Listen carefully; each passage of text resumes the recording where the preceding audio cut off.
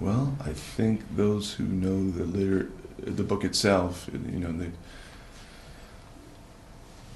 are fans of it, given that it's quite an extensive fan base in many, many countries, as it's been translated into so many different languages, can see that it's extracted the best parts of what made this story so memorable. And we've been able to put it on the screen with a really solid cast, and Paul Bettany and Helen Mirren, Jim Broadbent, and introducing our story's heroine, and that's Eliza Bennett, an emerging talent in British cinema.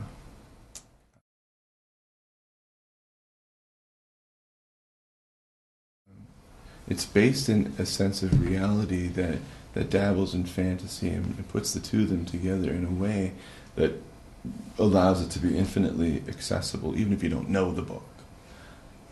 Its premise being that when a character who's called Mo, who I play, is a bookbinder by trade, reads aloud from a novel, and in this case it's one called Inkheart.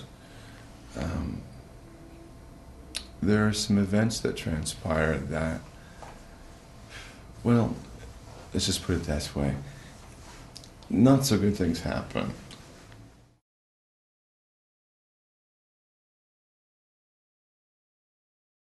It's at its Inkheart.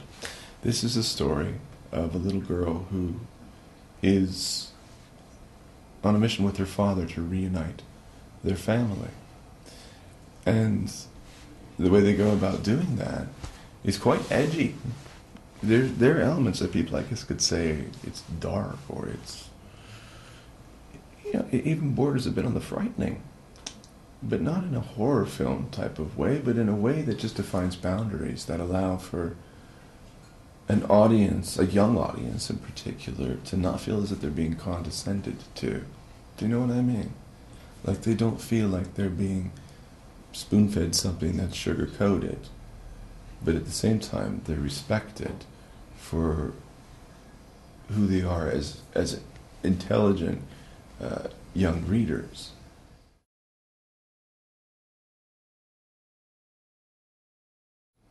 As in the world of the book, and as I also happen to believe in our lives, the spoken word is very powerful indeed, and we have to wonder if we've gotten away from that, being buried in so much media saturation that we have nowadays.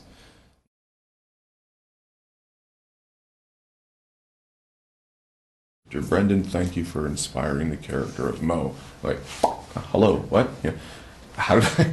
Yeah, I didn't know that. I didn't know who Cornelia was. I wasn't aware of her work. I mean, quick internet search, and I realized how formidable she was as an author. And to say that I was flattered is an understatement, but I also felt a strong sense of responsibility. She also went on to write that she hoped that one day that I got to read it to my kids. And I look forward to that day. They're a bit young at the moment for me to read this to them.